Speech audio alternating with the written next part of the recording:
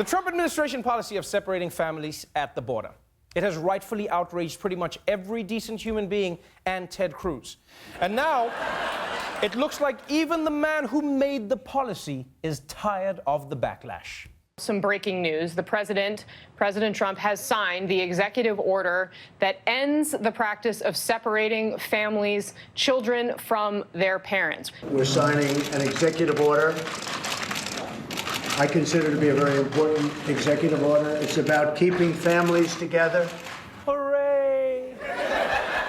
Our hero. You know, Trump right now is like if Superman threw a meteor at the Earth and then stopped it himself. Everyone would be like, thanks, I guess? Yeah, so on its face, it seems like President Trump has decided to back down, which, to be honest, isn't totally surprising. Because every day, the family separation stories have gotten worse and worse. The outrage has grown. First, we found out that the kids were being snatched from their parents at the border. Then we learned they were being kept in cages. And yesterday, we were reminded, oh yeah, they have toddlers too.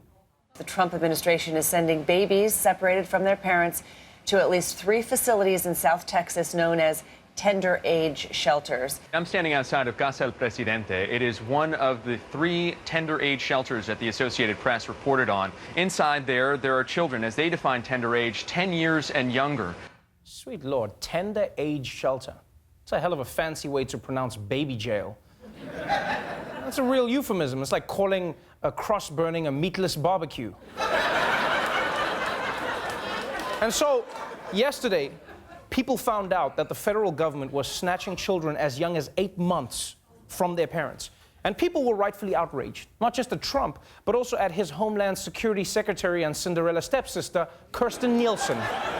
Shame! Shame! Shame! The face of the Trump administration's controversial family separation policy, Homeland Security Secretary Kirsten Nielsen blasted by protesters overnight while trying to eat dinner at a Mexican restaurant in the nation's capital. Homeland Security Secretary Kirsten Nielsen is in a Mexican restaurant of all places. The goal. Shame on you! Nielsen tried to ignore the shouting before finally leaving. You know, this is the one time someone actually wanted a mariachi band to come to their table. She was like, guys, can you get over here? Play that song. Play it louder. Ba-ba-da-ba-da-ba-ba-da-ba-ba. Ba-ba-da-ba-da-ba-da-ba.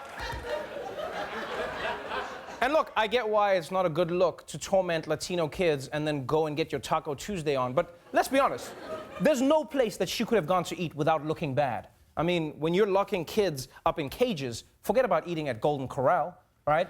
Carl's Jr. just makes us wonder when he'll be reunited with Carl Sr. And you might think, all right, fine, Hooters, you can go to Hooters, but can you, really, Kirsten, after you've ripped these babies from their mother's breasts? I don't think so. I don't think so. I'm just saying, if you're in charge of an evil family-destroying policy, maybe just pop in a lean cuisine for the night. That's what you should do. Stay in. People have been outraged all week about this story. And it didn't help when Trump's friend and part-time advisor Corey Lewandowski headed south of the decency border.